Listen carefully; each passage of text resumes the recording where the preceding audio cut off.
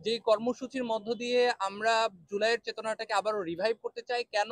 কারণ হচ্ছে একতার বাংলাদেশের প্লাবন তারিক ভাই বলেছেন যে আমরা দেখেছি যে কিছুদিন, এই অল্প কিছুদিনের মধ্যে জুলাই শক্তিদের মধ্যে একটা বিভাজন তৈরি করার একটা ষড়যন্ত্র আমরা প্রত্যক্ষ করেছি। আমরা এটা দৃশ্যমান রাখতে চাই মানুষের সামনে যে দেশের প্রশ্নে আমরা কখনো বিভাজিত নই, আমরা সব সময় একতাবদ্ধ। আমরা ডক্টর ইউনূস সাহেবের যেই পদত্যাগের যে গুঞ্জন শুনেছি, সেখানে আমরা ওনাকে আস্থা দিতে চাই যে ডক্টর ইউনূস সাহেব, ততক্ষণ পর্যন্ত আমরা আপনার সাথে একাত্ম আছি, আমরা আপনার পাশে আছি, আমরা আপনাকে ছেড়ে যাই নাই, যতক্ষণ পর্যন্ত আপনি জুলাইকে ধারণ করে রাষ্ট্রকে পরিচালনা করবেন। আমরা সেই ডক্টর ইউনূস সাহেবের সাথে আছি, যেই ডক্টর ইউনূস নিজে এটা প্রমাণ করবেন, আমাদের সামনে দেখাবেন যে 2000 শহীদ এবং 31,000 আহত যেই রক্ত দেওয়া হয়েছে জুলাইয়ে, সেই রক্তের বিনিময়ে উনি আজকে দেশে দায়িত্ব নিয়েছেন।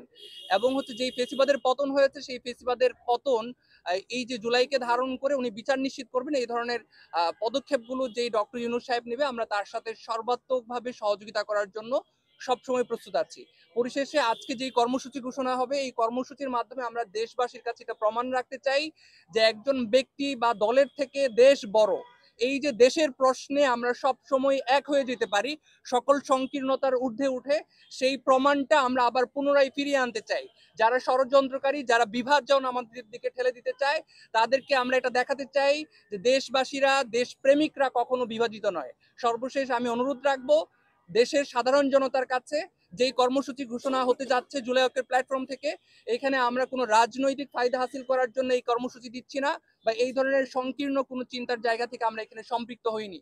জুলাই ঐক্যের এই আহ্বানে জুলাইকে আবারও ধারণ করে দেশপ্রেমের যেই চেতনা আছে, সেই চেতনাকে প্রমাণ দেওয়ার জন্য হলেও আমরা যে দেশের প্রশ্নে ব্যক্তি এবং দলের সংকীর্ণতার ঊর্ধ্বে উঠে এক হতে পারি, সেই প্রমাণ দেওয়ার স্বার্থে আমরা সবাই আবারও এই কর্মসূচিতে স্বতঃস্ফূর্তভাবে অংশগ্রহণ করব, সেই প্রত্যাশা এবং উদাত্ত আহ্বান রেখে আমার কথা শেষ করছি।